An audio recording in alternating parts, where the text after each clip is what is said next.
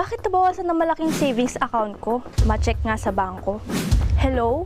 Bakit nabawasan ng malaki yung savings account ko? Ay, meron po kasi kayong unsettled balance sa credit card nyo. Kaya automatic po na dinededuct namin sa savings account nyo. Attorney, pwede bang automatic na ikaltas ng bangko sa savings account mo ang naging utang mo sa credit card? Legal ba to?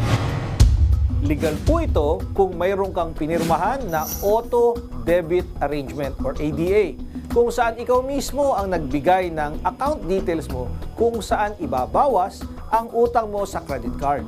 Ang ganitong kasunduan ay karaniwan na lamang sa mga bangko na may credit card na ibinibigay sa kanilang mga depositor. Pero kung walang kasunduan, hindi maaaring ibawas ng bangko sa iyong account ang utang mo sa credit card. Maaari mong ireklamo ang bangko sa Bangko Sentral ng Pilipinas na siyang nagsusupervise sa mga bangko dahil sa kanilang paglabag sa panuntunan ng BSP hinggil sa tamang paniningil ng mga may utang sa credit card.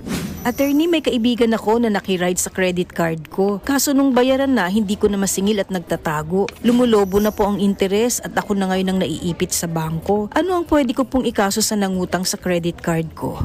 Kung ikaw ang gumamit ng credit card at pumirma sa purchase receipt, ikaw talaga ang mananagot sa anumang utang ng credit card.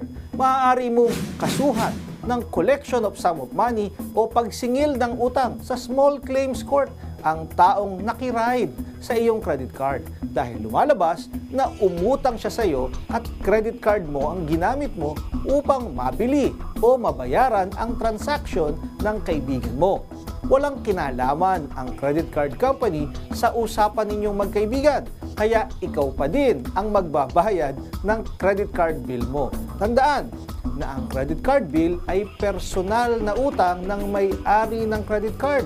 Kaya wag po kayong magpaparide o magpapagamit ng credit card ninyo sa ibang tao.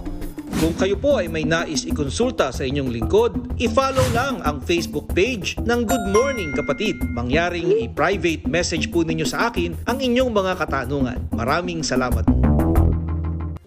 Mga kapatid, Justin Quirino po. Masayang kwentuhan at makapulahang informasyon ang hatid namin tuwing umaga. Kaya't mag-subscribe na at mag-follow sa social media pages ng News 5.